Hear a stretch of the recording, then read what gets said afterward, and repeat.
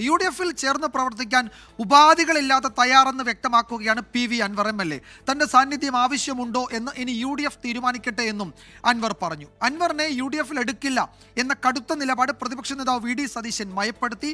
അൻവറിന്റെ കാര്യത്തിൽ UDF തീരുമാനമെടുക്കുമെന്നാണ് VD Satheesan ഇന്ന് പ്രതികരിച്ചത്.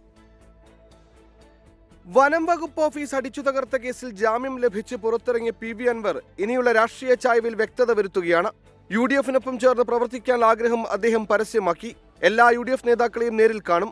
അറസ്റ്റിലായപ്പോൾ പിന്തുണ നൽകിയതിന് നന്ദി പറയും. അവർ നൽകിയ സപ്പോർട്ട് നമ്മൾ സ്വാഭാവികമായിട്ടും അതിൻ്റെ തിരിച്ച് സപ്പോർട്ട് പറയുള്ളൂ. ആ രീതിയിൽ വിളിച്ചാണ്. ആ നിലയ്ക്ക് തന്നെയാണ് ഇപ്പോൾ ഇന്ന് UDF ലീഡർഷിപ്പിൽ നിന്ന് നാളായിട്ട് കാണും. ഞാൻ എന്തായാലും UDF-നോട് ഈ പറഞ്ഞ ഈ വിഷയങ്ങൾ ഏറ്റെടുത്ത് UDF-ന്റെ പിന്നിൽ നിൽക്കാൻ ഞാൻ തീരുമാനിച്ചത്. എന്നെ എടുക്കണോ വേണ്ടേ എന്നുള്ളത് അവർ തീരുമാനിച്ചോട്ടെ. പ്രതിപക്ഷ നേതാവ് VD സതീഷിനെതിരെ ഉന്നയിച്ച ആരോപണങ്ങളിലും വാക്പോരിലും നിലപാട് തിരുത്തി. രാഷ്ട്രീയത്തിലെ അഭിപ്രായങ്ങളും നിലപാടുകളും അത് ഇരുമ്പൊലൊക്കെ പോലെ എങ്ങനെയും നിൽക്കില്ല.